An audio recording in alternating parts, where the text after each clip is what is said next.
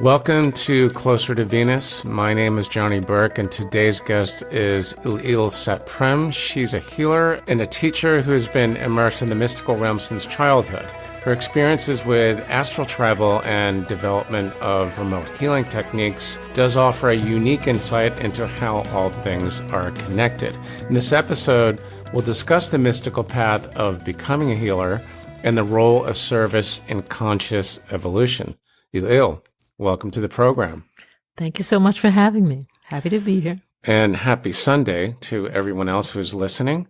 So tell me, how did you get started on this path? I believe you were an artist before everything else. I started out, as a musician and also writing poetry, and this was the beginning of my path. Did being a musician influence you in a way where you found yourself on the path you are on now? I think the common theme between healer and artist is the habit of inner exploration, because also being an artist as a spiritual path, being a healer as a spiritual path is in essence this path of inner exploration. So this is certainly part of it. Is it true that many musicians, they have one of the clairs? I believe it's clairaudient. Is that true? I've never been many musicians. I'm only one. I'm more of a clairvoyant, I have to say. I've had several experiences of my life of hearing, of clairaudience, but that has not been consistent. The clairvision is very consistent. What were some of your earliest spiritual experiences? As you just described, you saw something beyond the surface. Generally, I was still am, but I used to be a hypersensitive child. Like the universe was constantly whispering in my ear in some way. And in a way, it's as if my experience and the experience of others were never completely separate. My sensitivity was such. I never had this really clear sense of having a separate identity in a way. And in a child's life, in a teenager's life, there's phases where identity and me and the world, these are very distinct. I actually always never had the sense of a black and white. Like the world was always a very complex experience for me. So the sensitivity, highly synesthetic also, like the sensory experience was also always mixed up. I never had it diagnosed actually, but I have this kind of migraine, the good kind of migraine, the one without a headache. I have these visual experiences and also like perception shifting, as is the case for people who have migraines. So this used to happen as a child all the time, like things would suddenly shift and like this new dimension would open up. So this is something that happened. We'll get to those visions in a moment, but I think what you're talking about is oneness. And especially as a teenager, I would think the sense of separation is probably at a peak in our lives, right? Usually. Yeah. But with you, it was like the opposite, where you felt the connectedness of everything. Yes, very much so. Yeah. What were some of the visions that you saw, which were obviously not of the ordinary variety? Well, even later on as a teenager, there was a time that I actually was suffering from a very strong B12 deficit. And somehow this was not diagnosed. And these were like my last several years of high school. I actually spent every time I closed my eyes, I would just shoot out to these journeys wherever, like from the planets to the jungles to wherever. Very high visual quality. And with time, the actual physical problem was resolved, but this became part of my experience in a more integrated way. But at that time, I was actually really just closing my eyes and shooting off into space. Before that, there were experiences with music, this synesthetic experience. I would close my eyes and just have visual experience of different kinds. So I think what you were describing a moment ago is astral travel? I suppose so. Sounds like it. Yeah. What kind of beings or what kind of things did you see when you would close your eyes and shoot off to different planets? Actually different every time. Sometimes it was really things here on this planet, places that I had never visited, always very fast, like very high visual quality of traveling in jungles and deserts and so on. And sometimes it was interplanetary and sometimes it was purely like these graphic experiences. But you never saw any beings, living beings?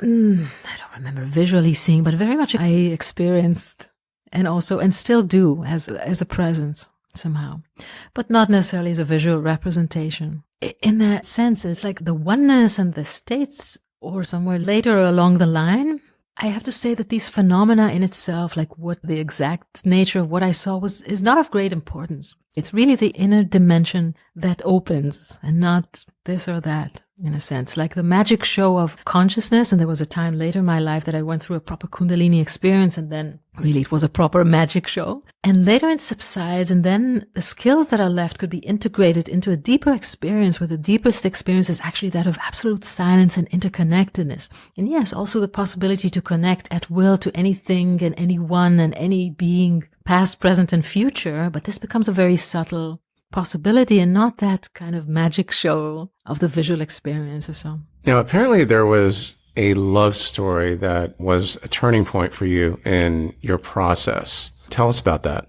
That was a bit later in my 20s. 27 is kind of the proper age for a rebirth moment. I was going very deep at the time with breath exercise, with pranayama from the Kundalini tradition, and then slowing down my breath, which also brought about a new quality of astral travel, and also started this Kundalini process, which often at the onset of it brings about this acceleration of karma, like a lot of shadow stuff, a lot of emotional stuff starts happening when people start going in this spiritual awakening.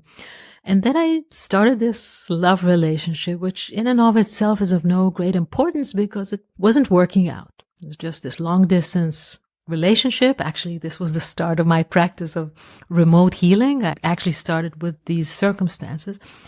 But then it came to an end because it was very simply not working out. And being not an obsessive, I'm not an obsessive person. So I said, goodbye and all the best to you. And then I also said, I will love you forever. And then I actually did. What happened is that it brought me to this, what I know in the Eastern spiritual traditions is called the path of bhakti, which is the path of devotion. And following these very intense spiritual dreams, very kind of Jungian Kundalini typical dreams, I just left everything behind. I bought a one-way ticket to New York City.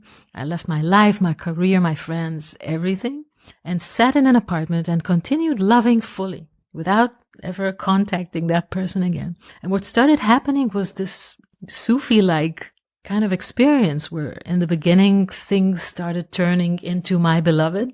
Later on I started experiencing myself physically as the other person until this peak experience of the mystical merger, where I fully experienced myself as another person for a few long minutes and shot straight into this realm of absolute oneness and found myself then walking for a few days then in Central Park, not knowing what I might mean or what wanting might mean, and fully in that deeper realm of non-duality, of non-differentiation.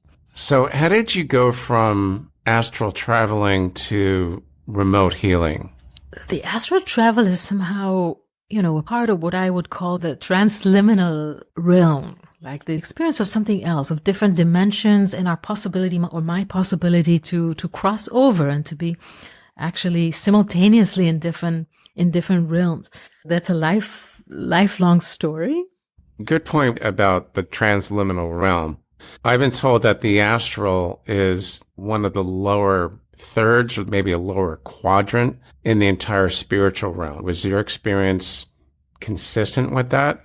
I have to say again that I have no theory of what the steps are. I just know what happened and I know what I teach. And I know that now these astral travels, which you call astral travel, have been integrated deeply into the life experience, and having that as a skill, or being able, which is something that I do as a healer and also teach my students to, for example, talk to you very normally in this moment and also be very aware of another dimension where I am or have the possibility to travel somewhere else, to see something else, and to be able to contain these experiences simultaneously. This has been actually the core of my process. So it did have an effect. The astral travel translates well to the realm of remote healing, because you're saying you experience yourself in the body of another person, which is not really that much of a jump to go from that to, I'm going to have a session with someone who lives 3,000 miles away from me, and that's how I'm going to try and heal that person. Yeah, that's definitely something that I use in my work very much. Yeah, the possibility to sense very deeply as if somebody we're walking in the room and somebody is near you, you have the possibility to collect a lot of information subconsciously. So certainly I can do that. And also, maybe more important for my work, the ability to project myself to those spaces. So that often people who have a remote session with me kind of swear that I was holding their hand, just to create this deep experience of connection as if I were really there. And then with the time travel, also, of course, the ability to gather information about things that happened in the past and also to apply healing very directly. You brought up time travel just now. Yeah. Interesting, because I just had a discussion yesterday about this where, let's say, pick a year, could be 1776, for instance, right? It's during the revolution here in the States. In your experience, do you believe that time in the past actually is existing right now, or is it just more like a recording? As you said, it's existing right now. This is perception. Really? Yes, that's the state that I work in. This is the meaning of the non-dual. It's like experience is one. Everything is happening at the same time. There's only one place, and the place is the realm of perception. And it's something that we've heard here on the show many, many times. For us mere mortals, it's a bit hard for us to kind of get our heads wrapped around that. But in other words, it's not out of the realm of possibility that you could have a conversation with Napoleon. You're saying something like that is possible? Sure. Yeah. Really? All right. Calling that travel is linear is somehow not in that dimension of experience and is one. For those of us who are not experiencers, it brings back memories of watching Star Trek where Kirk would say, beam me up and go from one place to the other. It seems like what you're describing isn't that much different, or is it? Projecting yourself to another location. That's a science fiction show. It becomes very subtle. In the time of my life, in my history, where I was really going through the peak of the Kundalini awakening, then experience had this quality that was like this. And then I would fall asleep for 24 hours after having this time travel, whatever. And now I'm having a very normal life. And this is really what I teach my students, of how to make it a very fine part of your experience, how to open perception gradually to these experiences and integrate them. It doesn't need to be a magic show. It can be part of people's lives. To many of us, it might actually seem like a magic show, but I think several people who seem to be pretty grounded will say that time is a concept here on earth, but in the spiritual realm, there is no time because everything is happening all at once. So you mentioned the Kundalini awakening. I imagine that was a big influence, had an impact on where you are now. Of course. Can you tell us how that happened? First of all, this mystical moment of merger was one of the peaks of this experience. Then also there were other energy experiences. I was very lucky. I was in New York City at the moment, which, by the way, when somebody comes to me in the midst of a Kundalini experience, the last thing I tell them is go to a big city. I would probably tell them go into nature, right? But I went into New York, and one of the advantages was the anonymity of the city, and another advantage was that I could find guidance there. And I came to the concept of Kundalini and then and realized that this is what was happening. And then came to also a studio, one of the biggest centers in the East Coast for Kundalini, and started practicing. So then somehow the experience started organizing itself better somehow in my system. And then I really had these energy experiences of the belly somehow going towards the back and the white energy going up through the head. So this also kind of happened. Doesn't it have something to do with going up your spine or spinal fluid or something like that? Yeah. Mm-hmm. So it's like maybe getting like a spiritual cortisone shot, or... But I've never tried the cortisone thing. I've heard people, right, compare it with drug experiences. But I have to say also the most practitioners that I know of Kundalini, who really had the Kundalini awakened and everything, don't necessarily have this experience of energy. I'm actually one of the only people that I know who had this very explicit kind of, it's not a necessity on a Kundalini path of awakening. It can be more subtle. I sometimes joke and tell my students that for my awakening, God or whatever or whoever had to come and kind of knock on my head. It doesn't have to be so harsh or so explicit to happen. The remote healing that you do, is that similar to remote viewing, or is it pretty much the same thing? Remote viewing is the ability to see, to sense, to experience things that happen elsewhere. So this is like a skill that is definitely or can be a part of the healing, but the healing is something in and of itself, which is in itself kind of simple. And there's no difference because it happens in this space of non-dual indifferentiation. It's not important if it's in person or remotely. The healer goes in this state of deep silence and learns to contain or to relate to the other person and to heal in that state. So what you call remote viewing in the yogic tradition, in the Kundalini yoga, we call it like developing what we call the subtle body. The subtle body is what my teacher used to call the Google mind. It's like you ask a question or you make a petition and you can get all the information you know. So definitely on the path of the healing that I teach, you develop these skills, but the healing is actually the main point. And speaking of healing, can you give us an example of what one of these sessions might look like? They happen in silence, and the journey, like my inner journey in relation to the person, is absolutely unique every time. I wouldn't know how to repeat it.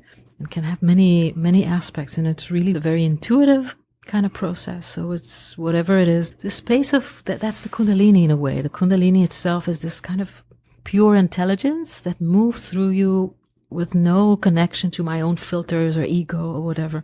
And it just shows me where to go. So it can be anything. It could be a simple energy adjustment, or it can be ancestral healing or anything. And the information that's required always comes up, like what needs to be healed and known in the moment. So in other words, when you're connecting with that person in a session, you're going to pretty much know right away what needs to be healed within them. Yeah.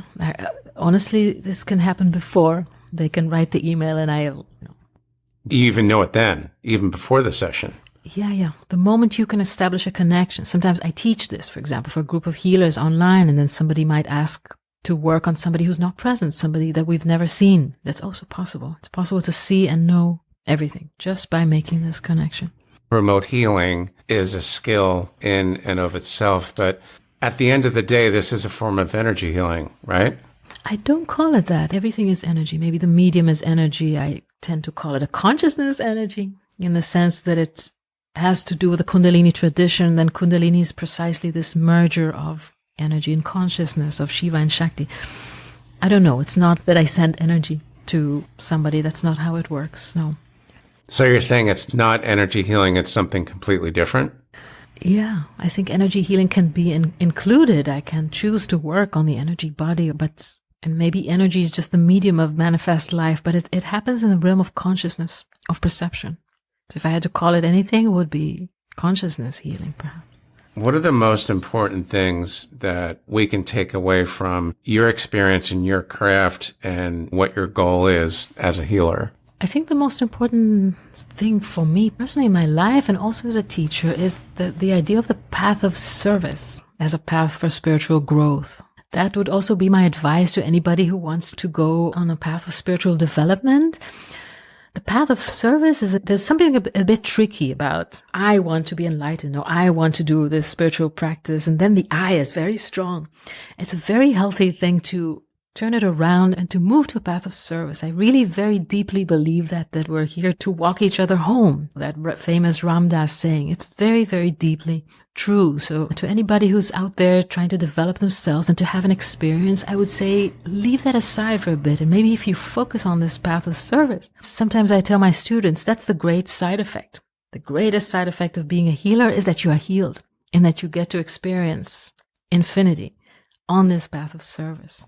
Now, the role of service, that seems to be related to something like going from the 3D or the third density to the fifth. It's shifting from a fear-based consciousness to more of like a group-based consciousness. Instead of I want, I need, it's how can I be of service to someone else? How can I bring value to this person or this group? Exactly. Same thing? This state that I teach, this level of non-differentiation, when somebody even gets a taste of it, when you really experience yourself as not separate from others, it becomes really impossible to inflict pain. And when you so clearly understand and feel that somebody else is suffering, is happening somewhere in you, then it becomes impossible. Then we have to be healers in the context of our lives, or in whatever way we really have to become healers. Your healing is somebody else's healing. Somebody else's healing is your own. Is your healing. Yeah, because everything is connected, which again, we've heard, I don't know how many times. Speaking of which, we've been hearing a lot about going from 3D to 5D, whether you're talking about dimensions or densities. We're hearing a lot of chatter about ascension and coming out of one age and going into the Aquarian age, for instance. I think it's Piscean to Aquarian. Why do you suppose we're hearing a lot about that these days? it's obviously happening. It's happening. It's not necessarily this golden age opening up as we see. There's so much suffering in the world, but at the same time, consciousness is evolving. I think as we talk of Piscean and Aquarius, it's something in the sky, essentially. It's the planetary influence. I'm not an expert in that, but I feel it. And something has shifted, and the pressures on our psyche are different. And so people are evolving, and the more people evolve, the more resistance also. So this is what we experience. I have a small child, so I'm exposed to the world of little children. Children are very different today. So much more sensitive, so much more open. No doubt about that. Anything else that we should know, at least for today? Be a healer. Yeah. I think that's very good, simple advice. Il, thanks again for coming on to the show. In the meantime, how can our listeners find you online? My website, for example, golden-healing.com or Il Sat Prem on Instagram would be two good ways. You've been listening to Closer to Venus. I'm Johnny Burke. If you enjoyed today's episode, please consider subscribing. You can find more info on closertovenus.com and mindbodyspirit.fm. Thanks again for tuning in, and we'll see you next time.